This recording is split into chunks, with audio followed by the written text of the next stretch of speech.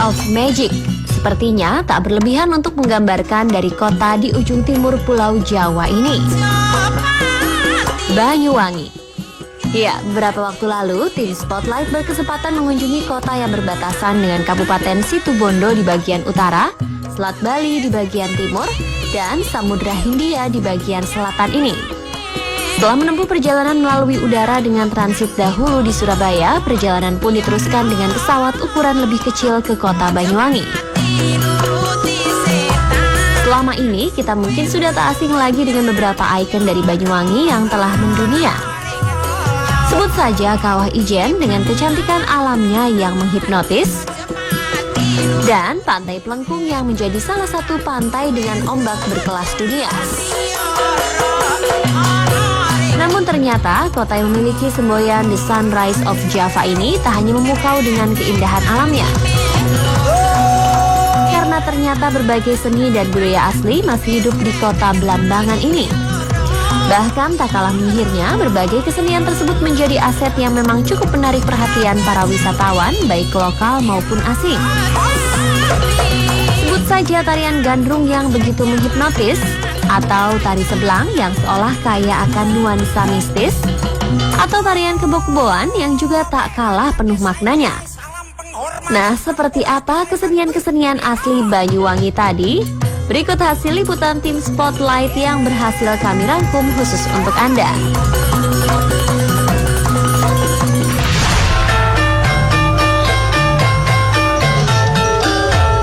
Tepat saat Spotlight datang ke kota ini, yakni tanggal 29 November 2014, digelar Festival Gandrung Sewu yang ditarikan secara massal oleh sekitar 1.258 penari gandrung. Para penari yang sebagian besar para pelajar ini dipilih dari beberapa sanggar tari dan dipersiapkan selama sekitar 1 bulan lamanya. Tak heran bila saat geladi resik digelar sehari sebelumnya pun kekompakan dan keindahan sudah terlihat dari para penerus seni turun-temurun tersebut. Bertempat di Pantai Bum dan berlatar belakang Selat Bali, saat hari H terlihat semua mata seakan terhipnotis dengan keindahan gerak dari para penari dengan busana dominan warna merah ini. Salah satu penari yang menjadi meras gandrung atau tokoh utama dalam Festival Gandrung Sewu adalah Festi Desiantari. Penari kelahiran Banyuwangi 22 Desember 1997 ini sudah mempelajari tari gandrung sejak dirinya berusia 3 tahun. Beruntung tim Spotlight diberi kesempatan untuk melihat sang bintang mempersiapkan diri hingga saat pertunjukan dimulai. Banyuwangi tidak hanya terkenal dengan kekayaan alamnya saja. Salah satu warisan budaya yang tak lekang oleh waktu adalah seni tari Gandrung Sewu. Disaksikan langsung oleh Bupati Banyuwangi Abdullah Azwar Anas, tarian ribuan penari gandrung pun berlangsung dengan begitu indah, meriah, dan spektakuler. Bukan itu saja, antusias turis asing seperti Marina Debosova dari Slovakia, Mariam Garcia dari Venezuela, dan Georgiana Gulmas dari Rumania turut ambil serta dalam Gandrung Sewu yang bertema Sebelang Subuh ini. Pada penyelenggaraan tahun ketiga ini, Festival Gandrung Sewu dikemas lebih lengkap dengan iringan musik rancak dan sentuhan teatrikal yang mempunyai makna permohonan ampun kepada Yang Maha Kuasa. Iya, saya kira Gandrung Sewu ini salah satu saja dari kegiatan Banyuwangi Festival, dan Gandrung Sewu ini tahunan kita kerjakan. Dan Gandrung Sewu ini bukan hanya sekedar penampilan tari kolosal, tetapi mananya jauh lebih dari itu, bagian dari konsolidasi budaya di daerah. Dan ini salah satu strategi di daerah bagaimana budaya daerah ini tetap disukai oleh anak-anak. Dan Gandrung Sewu ini diikuti oleh penari dari berbagai desa di Kabupaten Banyuwangi, dan mereka luar biasa. Dari jam berapa pakaian? Jam 4 pagi, coba jam 4 pagi, jam 4 sore baru selesai, tapi mereka masih semangat seperti ini, kira-kira gitu.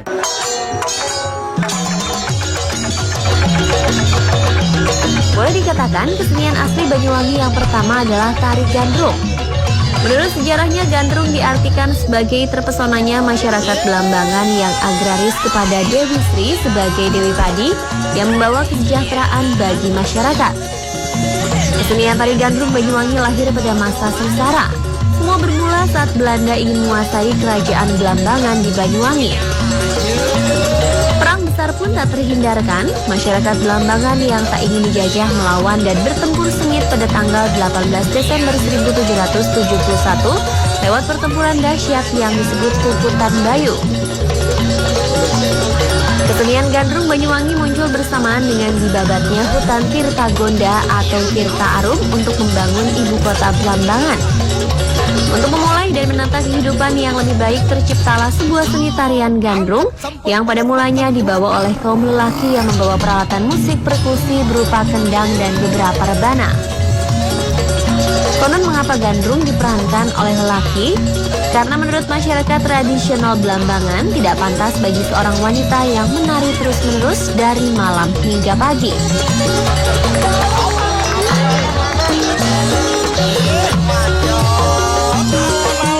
Dalam perkembangannya, tari gandrung sudah menjadi bagian hidup suku asli Banyuwangi Osing.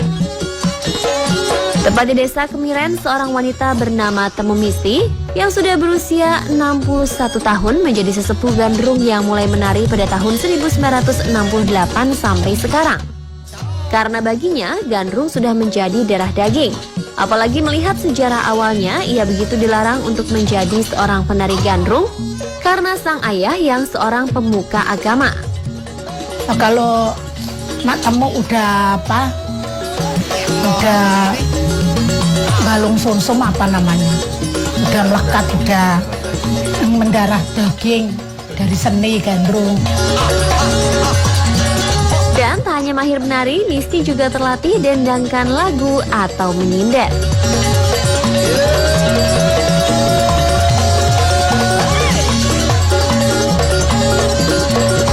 Pada awalnya, penari gandrung memang dibawakan oleh seorang pria atau biasa disebut gandrung marsa. Namun lambat laun sesuai dengan perkembangan zaman, gandrung berkembang dan mulai dibawakan perempuan. Karenanya tak heran jika hingga saat ini masih bisa ditemui gandrung yang ditarikan oleh pria.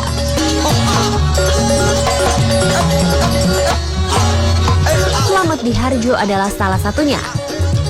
Pria lulusan Sekolah Tinggi Kesenian Wilayatikta Surabaya yang akrab disapa Samsul ini sebetulnya baru 5 tahun terakhir menggeluti dunia tari menari. Namun karena bakat dan keturunan membuat ia lekas mahir, bahkan beberapa kali menjadi juara menari tingkat nasional. Berbagai jenis tarian khas Banyuwangi pun dikuasai oleh pria berusia 30 tahun yang memang asli orang Osing, suku asli Banyuwangi ini. Dan demi kecintaannya pada tanah kelahirannya, ia memang lebih memilih menjadi penari dan pelatih tari khusus tarian asli Banyuwangi dibanding permintaan mengajar di kota lain. Tak berlebihan jika pria satu anak ini menjadi salah satu penari andalan di kota ini.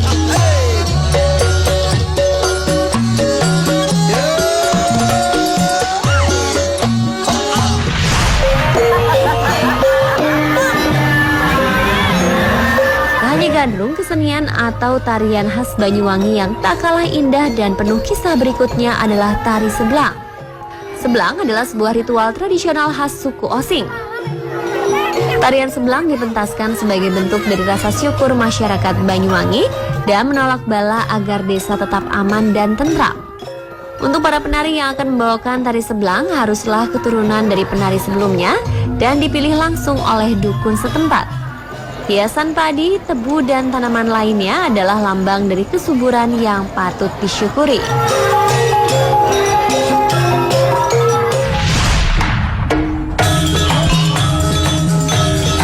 Selanjutnya adalah tari Janger. Meski bukan murni berasal dari Banyuwangi, namun tarian ini kerap masuk sebagai tradisi yang sering dipentaskan masyarakat Banyuwangi. Janger adalah tarian pergaulan muda-mudi Bali. Tarian ini dibawakan oleh 10 penari yang berpasangan, yaitu kelompok putri yang biasa disebut Janger dan putra yang disebut Kecak. Janger sendiri diadaptasikan dari aktivitas para petani yang menghibur diri karena lelah bekerja.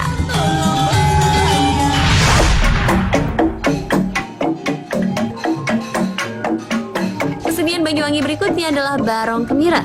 Selain tarian, bentuk kesenian ini juga menggunakan media barong. Kesenian ini diyakini suku Osing sangat sakral, sehingga ada perlakuan khusus karena Barong Kemiren berhubungan dengan buyut cilik yang diyakini oleh penduduk setempat sebagai cikal bakal desa. Karena di saat-saat tertentu barong harus diupacarai, diberi sesaji dan dirawat dengan hati-hati.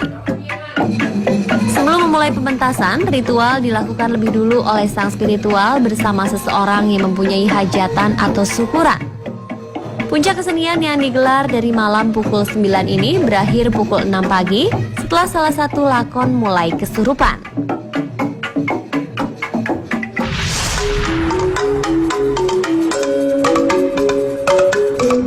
Dan kesenian asli Banyuwangi lainnya adalah ritual kebo-keboan yang juga merupakan tradisi yang bukan suku Osing. Ritual ini dilakukan untuk memohon kepada Tuhan agar panen mereka subur dan dijauhi dari malapetaka. Penggunaan lambang kerbau dipakai karena kerbau merupakan mitra kerja para petani yang setia menemani di sawah. Sementara kerbau yang diperankan oleh manusia kian melambangkan hubungan khusus antara kerbau dan para petani yang harus dipertahankan.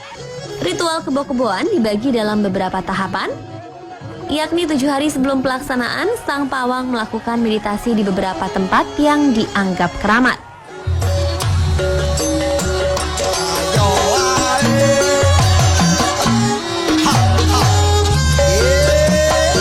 Pemirsa, itulah tadi beberapa kesenian-kesenian asli Banyuwangi. Semoga informasi tadi bermanfaat dan kian menambah kecintaan kita pada budaya asli Indonesia.